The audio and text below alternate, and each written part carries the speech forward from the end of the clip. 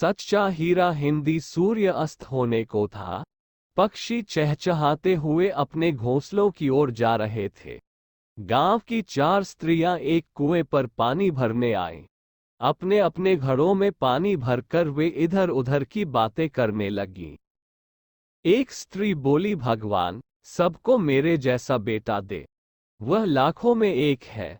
उसका कंठ बहुत सुरीला है। लोग उसके गाने सुनकर मुग्ध हो जाते हैं। सच कहूं, मेरा बेटा तो हीरा है, हीरा। उसकी बात सुनकर दूसरी स्त्री से रहा न गया। वह भी अपने बेटे की प्रशंसा करने लगी। वह बोली, बहन मेरा बेटा बहुत शक्तिशाली और साहसी है। वह तो आज के युग का भीम है। दोनों स्त्रियों की बातें सुनकर तीसरी भला चुप कैसे रह सकती थी। वह भी तुरंत बोल पड़ी, मेरा बेटा तो इतना बुद्धिमान है कि वह जो कुछ पढ़ता है उसे एकदम कंठस्थ हो जाता है। उसके कंठ में तो सरस्वती का वास है। तीनों स्त्रियों की बातें सुनकर चौथी स्त्री चुपचाप बैठी रही। उसका भी एक बेटा था, पर उसने अपने बेटे के बारे में कुछ नहीं कहा। पहली स्त्री ने उसे टोकते हुए कहा, तुमने अपने बेटे के विषय में कुछ नहीं बताया। चौथी स्त्री बोली, मैं अपने बेटे की क्या प्रशंसा करूं?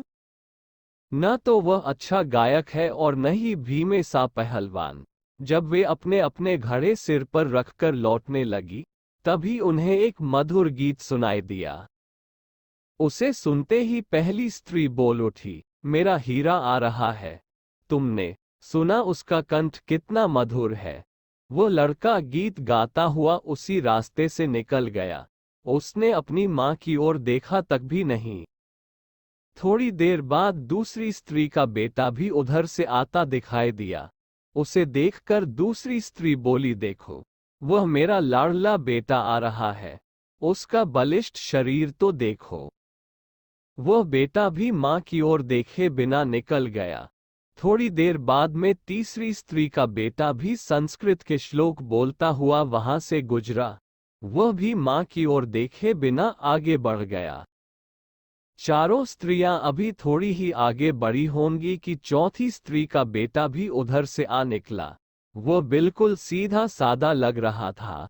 उसे देखकर चौथी स्त्री बोली, बहन यही मेरा बेटा है। तभी उसका बेटा उसके पास आया।